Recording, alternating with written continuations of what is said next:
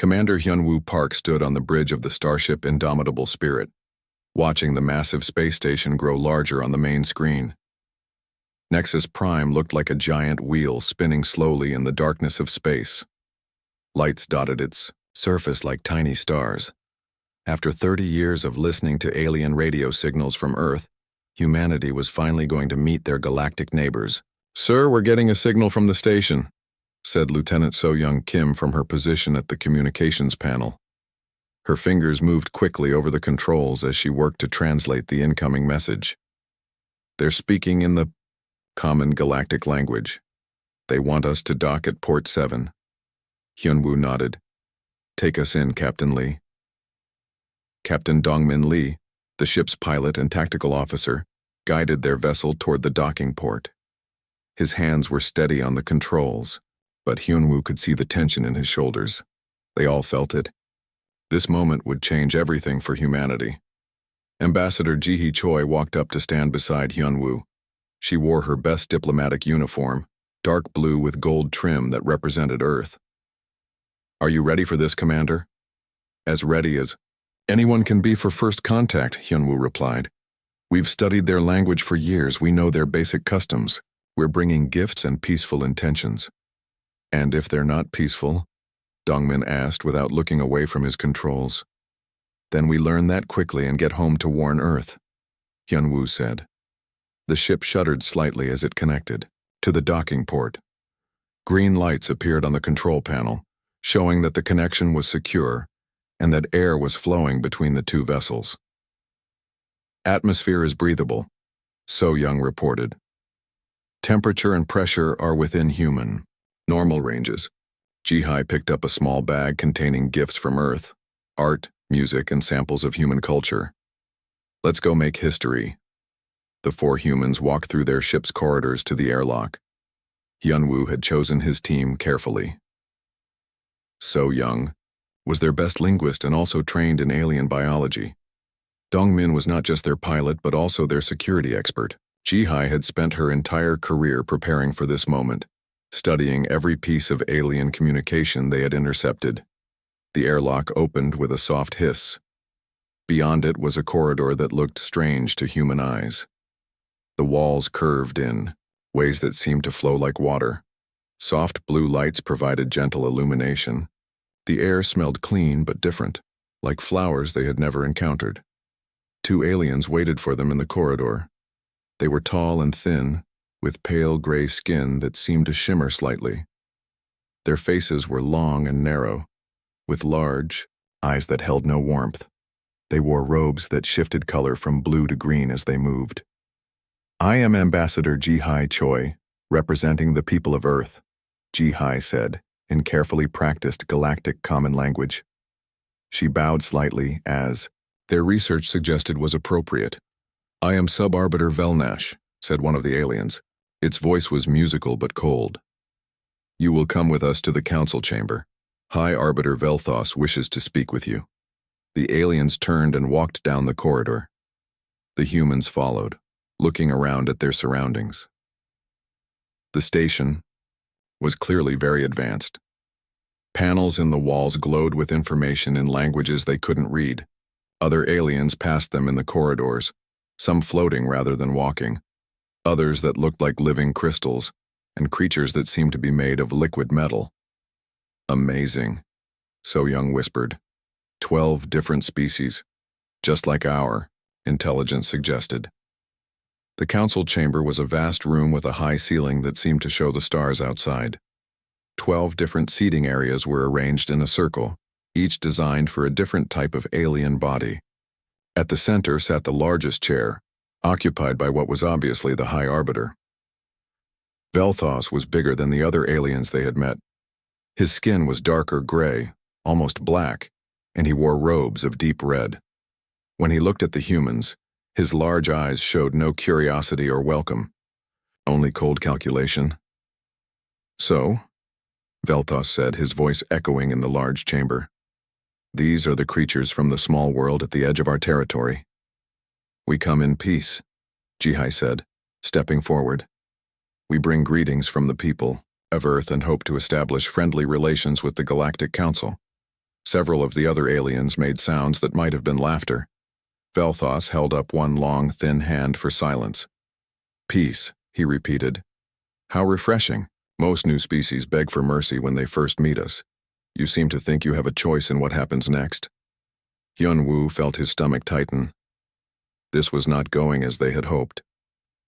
We offer trade and cultural exchange, Ji-hai continued. Earth has much to offer the galaxy.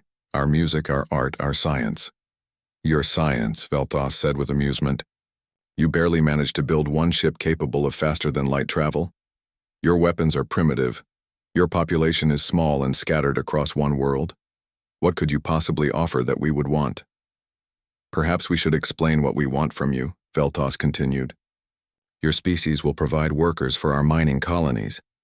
80% of your population will be relocated for this purpose. The remaining 20% will undergo genetic modification to make them more suitable as servants. Your military assets, such as they are, will be turned over to our control. The humans stood in shocked silence. So Young's face had gone pale.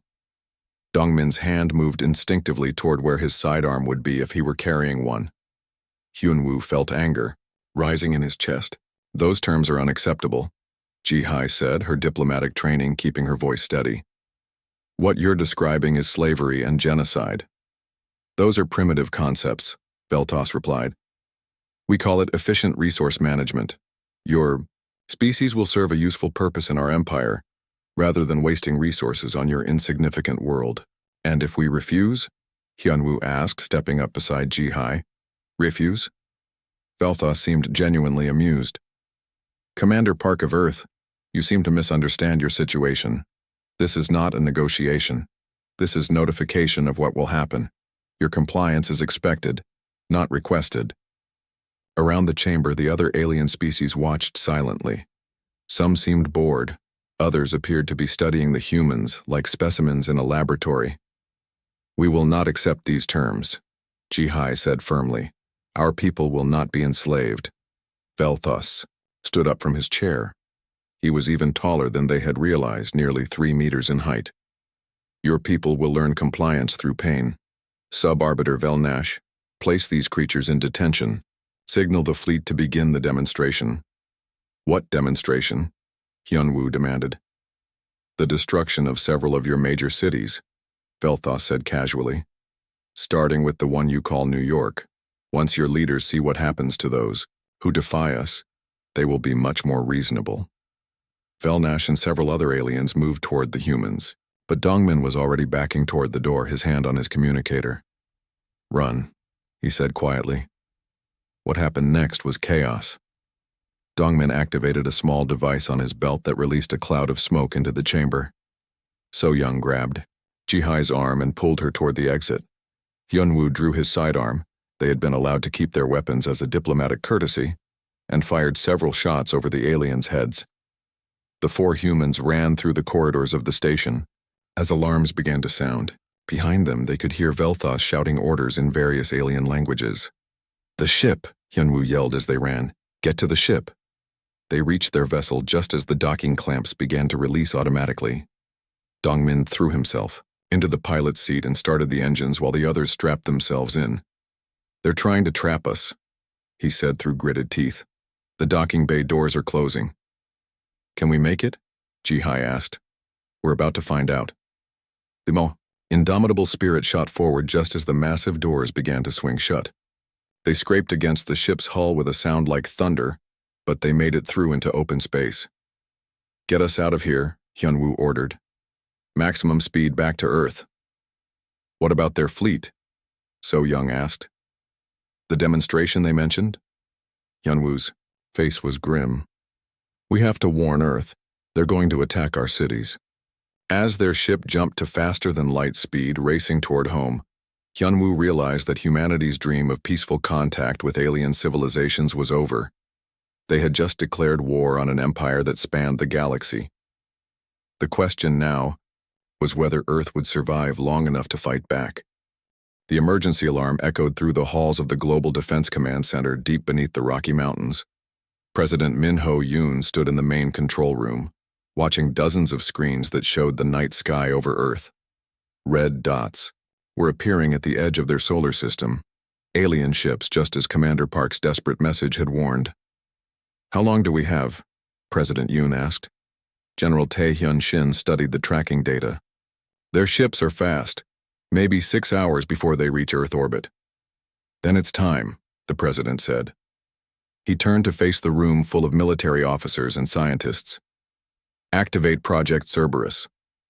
For 30 years, ever since humanity had first detected alien radio signals, a secret program had been preparing for this day. Not everyone had believed that first contact would be peaceful. Those people had built Earth's hidden defenses. General Shin pressed his palm against a scanner. On the wall, across the planet, hidden doors opened in mountainsides, underground bunkers came online, and weapon systems that officially didn't exist began to power up. Admiral Hae-jin Wang stood on the bridge of the battleship Seoul's Pride, hidden inside, a hollowed-out asteroid near Mars. Around her, the Pacific Defense Fleet was coming alive. Ships that looked like mining vessels suddenly revealed missile launchers. Cargo haulers deployed fighter squadrons that had been hidden in their holds. "All ships, this is Admiral Wang," she broadcast to the fleet. "Today we find out if 30 years of preparation was enough. Remember your training. Protect Earth. Show these aliens what happens when you threaten humanity." Back on Earth, Colonel Jae-sung Ko was watching the approaching alien fleet through powerful telescopes. The enemy ships were massive, each one larger than Earth's biggest cities. They moved in perfect formation, confident in their power. "They're not even trying to hide," he reported to General Shin. "They think this will be easy." "Let them think that," Shin replied. "Dr. Lim, are your weapons ready?" Dr. Yoon-ji Lim looked up from her computer screens. She had spent years studying the alien technology that Earth's secret agents had stolen from various sources. Now she was about to find out if her theories were correct. "The electromagnetic frequency weapons are online," she said. "If I'm right about their shield technology, we can hurt them." The first alien ships entered Earth's atmosphere over major cities: New York, London, Tokyo, Moscow. They appeared suddenly, casting shadows over millions of people below. Then the bombardment began. Beams of superheated plasma struck down from the alien ships. Buildings exploded into flames. Streets melted under the intense heat. The aliens expected panic, surrender, and quick submission. Instead, they got return fire. Hidden weapon systems across every major city suddenly revealed themselves. Building rooftops split open to show missile launchers. Parks and soccer fields slid aside to uncover defensive cannons. The electromagnetic pulse weapons that Dr. Lim had designed fired up at the alien ships. The first alien vessel to be hit shuddered as its shields flickered and died. Immediately, every human weapon in the area focused on it. Missiles struck its hull. Laser beams cut into its armor. The massive ship crashed into the Hudson River, sending waves across Manhattan. "It worked," Dr. Lim shouted in the command center. "Their shields can't handle our frequency patterns." But the battle was far from over. More alien ships appeared, and they began to adapt their tactics. Instead of hovering over cities, they stayed high in the atmosphere and continued their bombardment. That's when Admiral Wang's fleet struck. The human ships came from 3 directions at once: from behind the moon, from the asteroid belt, and from hidden positions throughout the solar system. The aliens had expected to fight primitive spacecraft. Instead, they faced vessels designed specifically to fight enemies with superior technology. Captain Seung-ho Bai led the first attack wave, in his fighter, the Falcon's Claw. His squadron had trained for this moment for years. They flew in tight formation, using tactics that no civilized species would expect. "Remember," he broadcast to his pilots, "we're not trying to win a fair fight. We're trying to survive. Use every dirty trick you know." The human fighters were smaller and faster than alien vessels. They flew close to the enemy ships, too close for the aliens' big weapons to target effectively. Then they fired their missiles and immediately flew away, using hit-and-run tactics that confused the alien commanders. When Captain Bai's ship was damaged by alien fire, his engines failing and life support running out, he made a decision that shocked everyone who witnessed it. Instead of ejecting or trying to land, he aimed his fighter directly at the bridge of the largest alien ship. "This is for Earth," he said over the radio, then cut off communications. His ship struck the alien vessel's command center at full speed. The explosion took out the enemy ship's navigation systems and killed most of its officers. More importantly, his fighter's computers had been recording everything about the alien ship's design during the attack. That data was automatically transmitted to the human fleet. "Look at this," Dr. Lim said, studying the information that Captain Bay had died to obtain. "Their ships have weak points here and here. If we can hit those spots, we can cripple them without having to destroy their entire hull." The battle raged for 18 hours. The aliens had more ships and better weapons, but the humans fought with a desperation and creativity that the galaxy had never seen before. When conventional tactics didn't work, humans tried unconventional ones. They rammed, damaged ships into enemy vessels. They used nuclear weapons in ways that violated every treaty of civilized warfare. They targeted alien ships with coordinated attacks from multiple directions. By the end of the first day, 1/3 of the alien assault fleet was destroyed or disabled. The remaining ships pulled back to regroup in space beyond Earth's orbit. High, Arbiter Velthos stood in his command ship, staring at the reports from the battle. This was not supposed to happen. New species always surrendered quickly when faced with the Velthran Empire's power. They had conquered hundreds of worlds using the same tactics. "Sub-Arbiter Velnash," he said to his second-in-command, "explain to me how these primitive creatures destroyed so many of our ships." Velnash looked uncomfortable. "Their tactics are unusual, High Arbiter. They seem to have no concept of honorable warfare. They attack in groups, target specific weak points, and sacrifice themselves to damage our vessels. They fight like animals," another officer added, "like predators hunting in packs." Veltos considered this. In all of the Empire's history, they had never encountered a species that fought this way. Most civilized races followed established rules of warfare. They avoided unnecessary destruction. They surrendered when defeat was certain. These humans did none of those things. "Send a message to the Council," Velthos ordered. "Tell them we need reinforcements. These creatures are more dangerous than we anticipated." On Earth, President Yoon addressed his planet from the emergency bunker.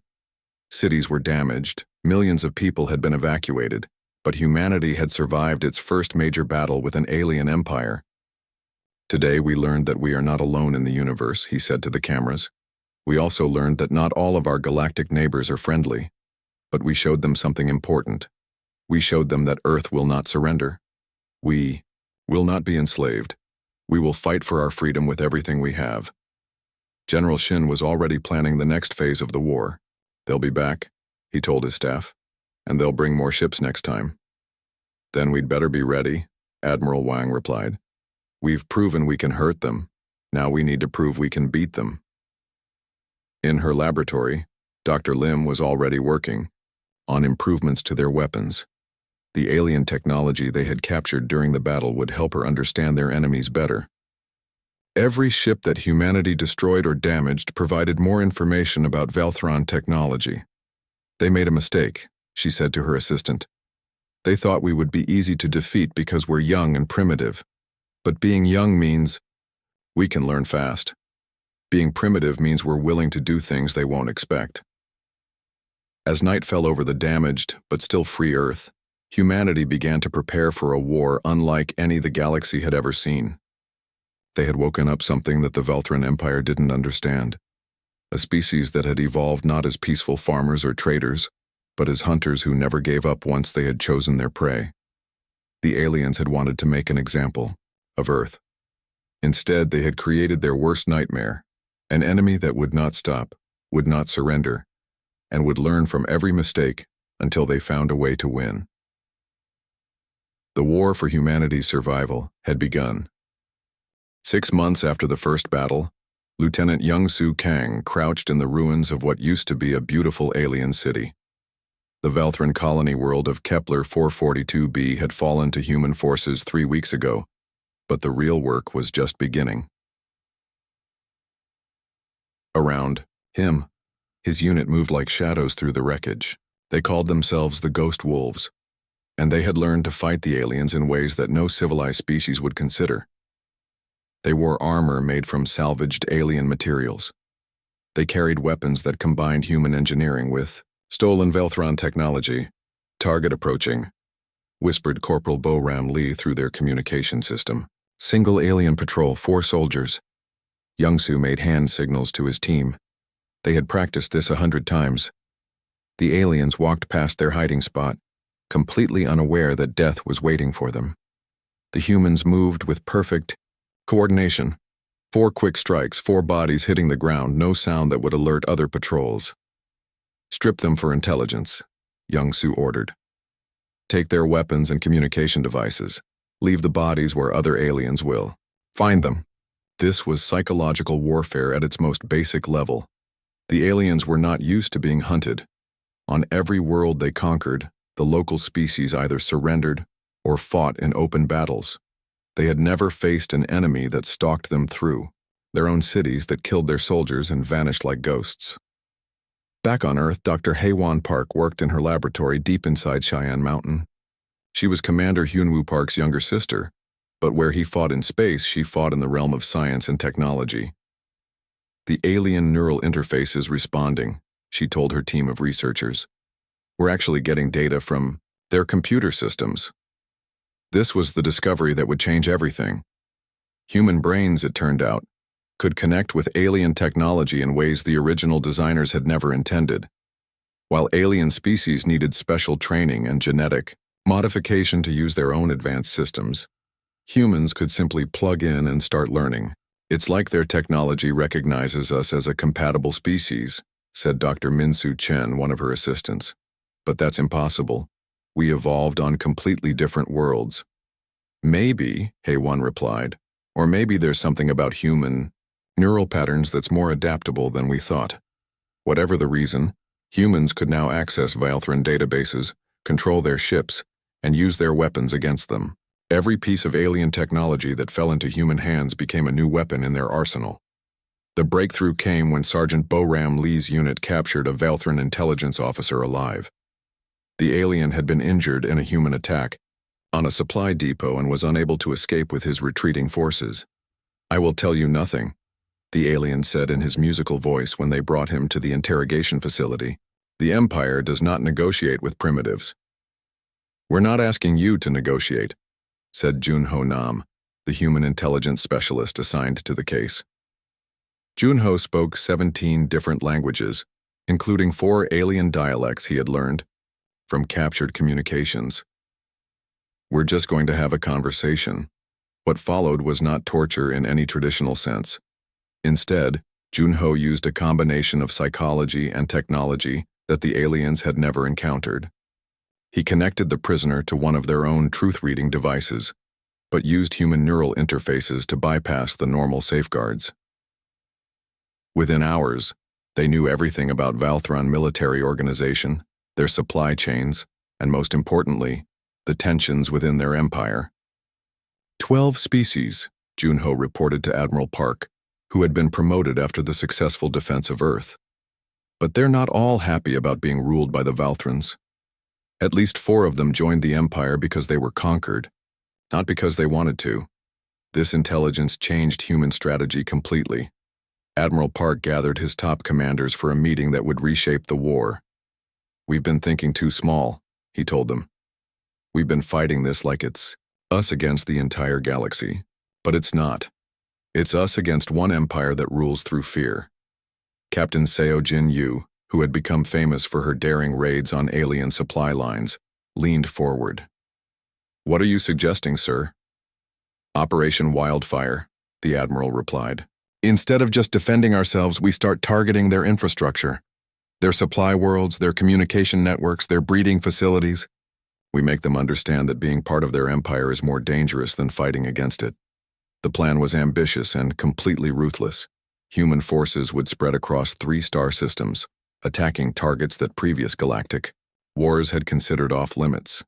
Agricultural worlds where aliens grew food, medical facilities where they treated their wounded, cultural centers where they educated their young. Sir, said Colonel J. Sung Ko. "This goes against every rule of civilized warfare. Other species will see us as monsters." "Other species already see us as monsters," Admiral Park replied. "The question is, do we want to be monsters that lose or monsters that win?" The campaign began with simultaneous strikes on 17 different worlds. Captain Dongmin Lee, now commanding his own battleship, led the attack on a Velthran agricultural world. His ships destroyed farming equipment, poisoned water supplies, and burned fields of crops. "This feels wrong," one of his officers said as they watched alien farming colonies evacuate their settlements. "Remember New York," Dongmin replied, thinking of the millions of humans who had died in the first alien attack. "Remember Tokyo. Remember Moscow. They wanted to turn 80% of our people into slaves. They chose this fight." Meanwhile, Young Su Kang's ghost wolves were operating on the Velthran homeworld itself. They had infiltrated the planet months earlier, posing as traders from a neutral species. Now they emerged from hiding to begin their real mission. "Cultural center is in sight," Boram Lee reported. "No security. They never imagined anyone would attack a school. Remember, we're not here to kill children," Young Su said. "We're here to destroy their symbols of power. Plant the charges in the government sections only." The explosion that destroyed the grand cultural center of the Velthran homeworld was seen across the galaxy. For the first time in their empire's history, the ruling species felt unsafe on their own planet. But the real psychological victory came from the messages that humans broadcast after each attack. Using captured alien communication systems, they sent recordings to every world in the Empire. "This is Admiral Park of the Human Defense Force," his voice said in perfect galactic common language. "We did not choose this war. Your leaders forced it upon us when they tried to enslave our species. Every attack on our people will be answered with 10 attacks on your infrastructure. Every human city you destroy will cost you a dozen of your own worlds. We offer peace to any species that wishes to leave the Velthran Empire. We offer trade and friendship to any world that recognizes human independence. But to those who continue to support our enemies, we offer only this warning. We are not going away. We are not giving up. We will hunt you across the galaxy until you understand that humanity is not prey." The effect was immediate. On 17 different worlds, local populations began to question whether their Velthran overlords could actually protect them. If humans could strike at the Empire's homeworld, if they could destroy agricultural centers and cultural sites, then nowhere was truly safe. High Arbiter Velthos stood in his command center, studying reports from across his territory. Human forces were everywhere, striking without warning and disappearing before reinforcements could arrive. They fought like a disease spreading through his empire, infecting everything they touched with doubt and fear. "How many ships do they have?" he demanded of his intelligence officers. "Unknown, High Arbiter," came the reply. "They appear to be using captured vessels modified with their own technology. Their fleet strength may be much larger than we originally estimated, and their tactics completely unpredictable. They target military assets, civilian infrastructure, and symbolic locations with equal frequency. There appears to be no pattern we can use to anticipate their next move." Velthos felt something he had never experienced in his long career: genuine worry. The humans were not fighting like any species he had encountered before. They were not trying to conquer territory or establish their own empire. They seemed focused entirely on destroying his. "Sub-Arbiter Velnash," he said to his second-in-command, "recall the Third Fleet from the outer territories. We need to concentrate our forces." "Sir, that will leave 7 systems undefended." "Better to lose 7 systems than to lose the entire empire," Velthos replied. As alien ships began to withdraw from conquered worlds to protect the Velthran core systems, humanity achieved something that no previous enemy of the Empire had managed. They made the galaxy's most powerful military force afraid. But Admiral Park knew that fear was not enough. The real war was just beginning, and the aliens still had thousands of ships and billions of soldiers. The humans had proven they could hurt their enemies, but proving they could defeat them would require something much more dangerous. They would have to reveal what they really were. The war had lasted 2 full years when Dr. Sang-Min made the discovery that would explain everything. In his laboratory on the moon, surrounded by alien corpses and human volunteers, he finally understood what made his species different from every other form of life in the galaxy. "Look at this," he said to his research team, pointing at brain scans on his computer screen. "Human neural patterns compared to 12 different alien species. See the difference?" Dr. Haewon Park leaned closer to examine the data. "The human brain shows much more activity in the regions associated with spatial reasoning and tactical planning." "Exactly," Sang-Min replied. "But look at this section here." He highlighted another area of the brain scans. "This is the part that handles persistence and long-term goal tracking. In humans, it's 3 times larger than in any alien species." "What does that mean?" asked one of the younger researchers. Sang-Min pulled up another screen showing evolutionary trees. Every intelligent species in the galaxy evolved from prey animals or cooperative gatherers, plant eaters that survived by running away from danger or working together to find food. Their brains developed to solve immediate problems and maintain social harmony. And humans? "We evolved from persistence hunters," Sang-Min said quietly. "We're the only species in known space that developed intelligence while remaining apex predators. Our brains are wired to chase, to track, to never give up until we catch what we're hunting." The implications were staggering. While alien civilizations had spent millions of years learning to avoid conflict and find peaceful solutions, humans had spent the same time perfecting the art of war. Not just individual combat, but pack hunting, coordinated attacks, and the kind of strategic thinking that came from tracking prey across vast distances for days or weeks. General Hyo-jin An was the first military leader to understand how this knowledge could be used. She had been studying human tactics throughout the war and noticed patterns that seemed to emerge naturally, without formal training. "We've been fighting like civilized people," she told her staff during a strategy meeting. "We've been trying to win battles and capture territory like every other species in the galaxy, but that's not what we're built for." She activated a holographic display showing the current state of the war.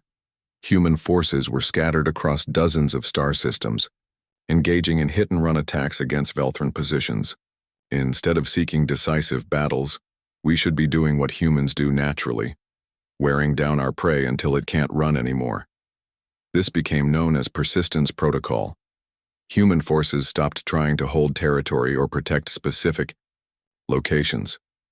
Instead, they began systematically hunting Velthran fleets across the galaxy, following them from system to system, attacking constantly, but never committing to a major battle they might lose. The psychological effect was devastating. Velthran commanders found themselves pursued by human forces that never seemed to tire, never gave up, never stopped coming. Captain Woo Jin Han's squadron became famous for tracking a single alien battleship for 7 weeks, picking off its escort vessels one by one until the main ship was isolated and defenseless. "They're like a disease," one captured Velthran officer told his interrogators. "You can't negotiate with them. You can't reason with them. You can't make them stop. They just keep coming until you're dead or you run away. And if you run away, they follow you." Mi Kyung-seo, who had become humanity's most famous war correspondent, embedded herself with human forces to document their tactics. Her interviews with captured alien soldiers revealed the true scope of human psychological warfare. "I watched them hunt my fleet for 3 weeks," said one alien pilot, his voice shaking with remembered fear. "We would jump to a new system and they would appear hours later. We would split into smaller groups and they would track each group separately. We couldn't sleep because they would attack during our rest cycles. We couldn't eat because they would poison our supply lines. By the end, half my crew had mental breakdowns. But the real demonstration of human capability came when Captain Woo Jin Han led the first deep infiltration mission into Velthran territory. His team of 12 humans managed to survive for 8 months on an enemy fortress world, living off the land and gathering intelligence while alien security forces searched for them. "The key is thinking like prey," Woo Jin explained in his final report. "Aliens understand how to hide from predators because their ancestors did it for millions of years, but they don't understand how to hunt predators because they never had to learn. His team gathered detailed information about Valthran military installations, supply routes, and communication systems. More importantly, they identified the Empire's critical weakness: their complete dependence on centralized command and control. "They can't make independent decisions," Wu Jin reported to Admiral Park. "Every alien unit has to receive orders from higher command before taking action. If you disrupt their communications, they become helpless." This intelligence led to Operation Apex Predator, the largest coordinated human attack since the war began. Admiral Park had been planning this moment for months, positioning small human units throughout Valthran space while making it look like random raids and scouting missions. Admiral Kyung-ho Ryu, commanding the main human fleet, waited at the edge of the Valthran home system. Around him, captains who had become legends during the war prepared for their most ambitious mission yet. "Remember," he told them over the communication system, "we're not trying to conquer their territory. We're trying to cut off the head of their empire. Every communication relay, every command center, every supply depot gets hit simultaneously." At exactly the same moment across 17 star systems, human forces emerged from hiding. They had been living in asteroid fields, on uninhabited moons, and in the empty spaces between planets for weeks or months. Now they struck at targets that the aliens had thought were completely secure. Lieutenant Young-Soo Kang's Ghost Wolves hit the main military academy on the Valthran homeworld. Captain Dongmin Lee's battleship destroyed the central communication array in the Proxima system. Dr. Haewon Park's technical teams used their neural interfaces to hack into alien computer networks and plant viruses that would spread throughout the Empire's data systems. The attack lasted only 6 hours, but its effects were immediate and devastating. Valthran forces across the galaxy found themselves cut off from their commanders, unable to coordinate their movements or call for reinforcements. High Arbiter Velthos stood in his damaged command center, watching reports flood in from across his empire. Dozens of critical installations had been destroyed or captured. His communication network was compromised. His supply lines were under constant attack. "How did they coordinate this?" he demanded. "How did they get forces into position without us detecting them?" "Unknown, High Arbiter," his intelligence officer replied. "Our sensors show no signs of large-scale fleet movements in the weeks before the attack." "Then how?" Velthos stopped as understanding dawned. "They were already there. Those raids and scouting missions over the past months weren't random. They were positioning forces for this attack." For the first time in his species' history, a Valthran leader truly understood what they were fighting. Not another civilized species trying to expand territory or resources, but something fundamentally different. Something that planned attacks months in advance while making it look like random activity. Something that could coordinate across dozens of star systems without apparent communication. "Sub-Arbiter Velnash," he said quietly. "Send a message to the other species in our empire. Tell them we may need to consider negotiations." "Sir? Negotiations with the humans? But they're primitives. They're apex predators," Velthos interrupted, "and we just realized we're prey." As news of Operation Apex Predator spread throughout the galaxy, other alien civilizations began to look at humanity with new eyes. These weren't primitive creatures stumbling through space. These were the galaxy's ultimate hunters, perfectly evolved for warfare, finally revealing their true nature to the universe. The war was far from over, but the balance of power had shifted permanently. The Valthran Empire was no longer hunting humanity. Humanity was hunting them, and as every prey species in the galaxy's history had learned, when humans decided to hunt something, they never gave up until they brought it down. The final battle for the Valthran home system began at dawn on the 3rd anniversary of First Contact. Admiral Kyung-ho Ryu stood on the bridge of his flagship, watching the largest alien fleet ever assembled moving to intercept his forces.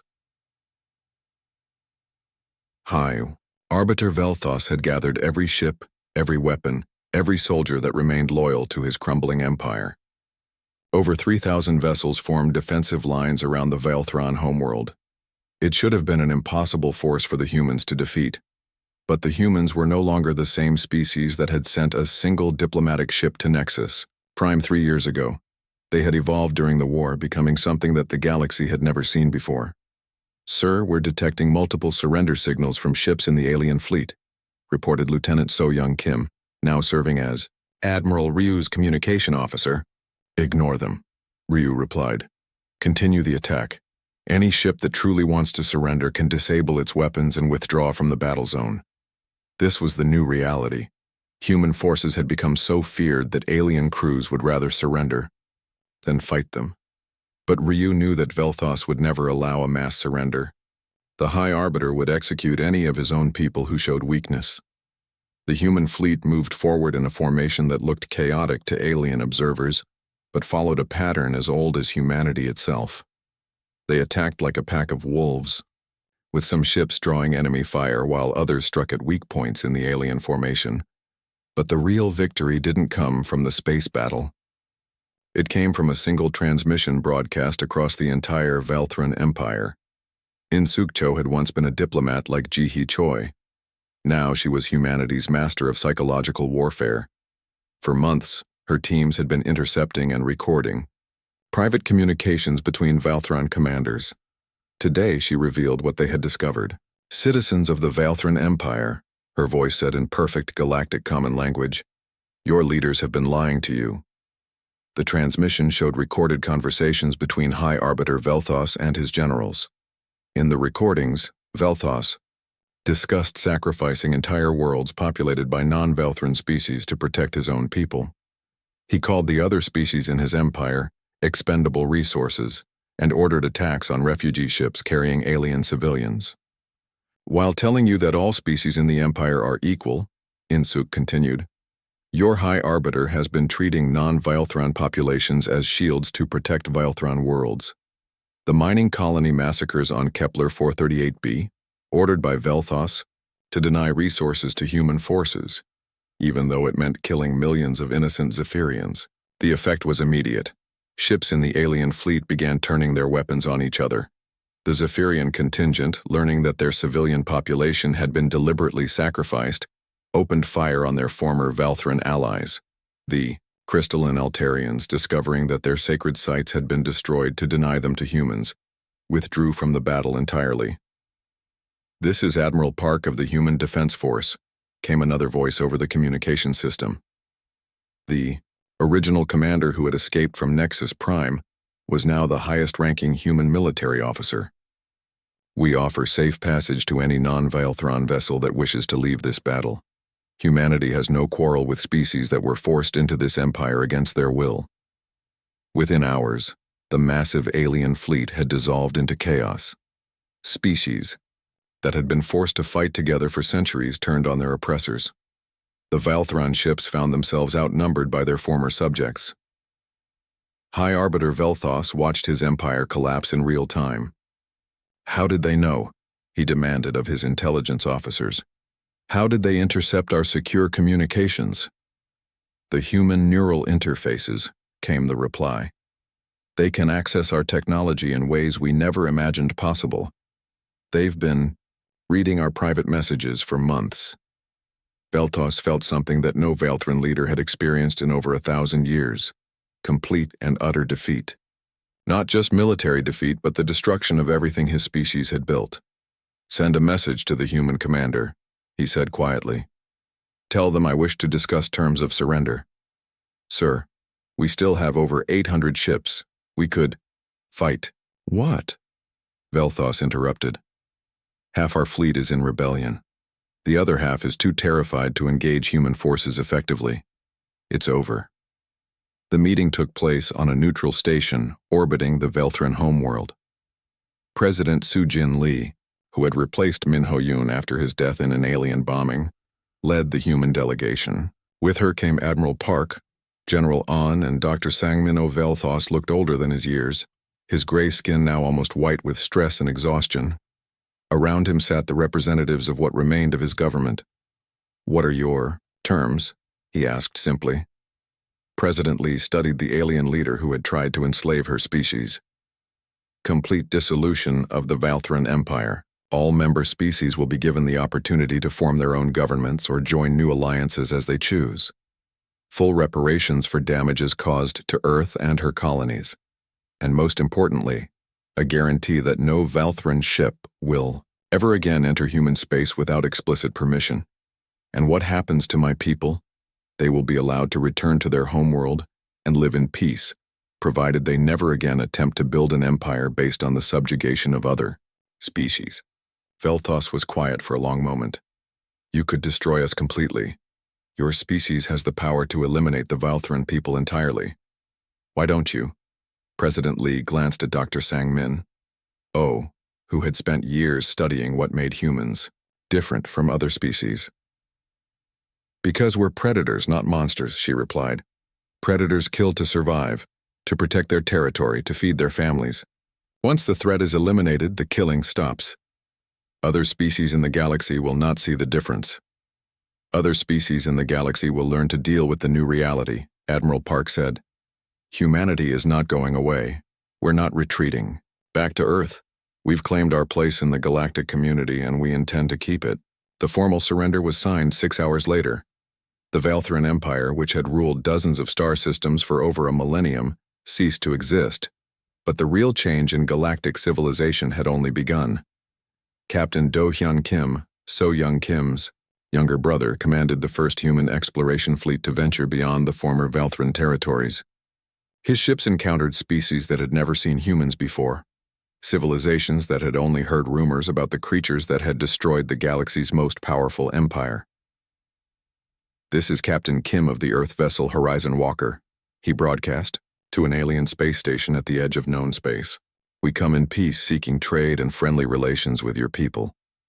The response came after a long delay. Human vessel, this is Controller Zexhai of the Neutral Commerce Zone. We welcome you to our station. Please dock at Port 12. We have prepared our finest accommodations for your delegation. The fear in the alien controller's voice was unmistakable. Word had spread throughout the galaxy about humanity's capabilities. Species that had never been part of the Valthran Empire were already adapting their societies to account for the new apex predators in their neighborhood. Some built stronger military forces, hoping to deter human expansion. Others focused on making themselves valuable as trade partners, believing that useful allies would be safer than potential enemies. A few simply retreated deeper into their own space, hoping that the humans would have no reason to seek them out. But all of them understood that the galaxy had fundamentally changed. For millions of years, space had been ruled by civilized species that followed established rules of diplomacy and warfare. Now there was a new power, one that followed older, more primitive laws.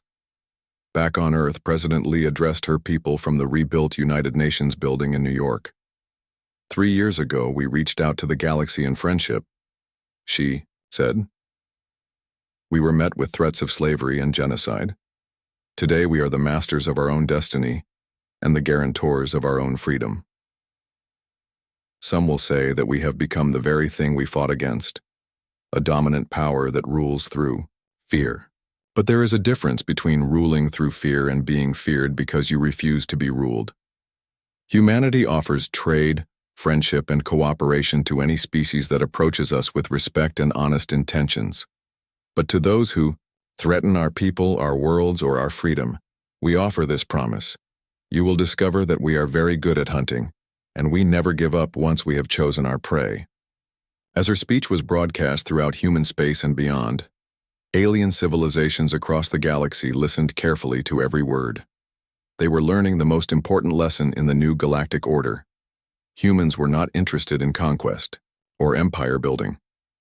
They were interested in survival and freedom, and they would eliminate any threat to either. 1 year after the fall of the Valthran Empire, long-range sensors detected something at the edge of the galaxy. Massive ships, unlike anything in the galactic databases, were approaching from intergalactic space. For the first time since the human war began, the established alien civilizations found themselves hoping that their new apex predators would stand with them against this unknown threat.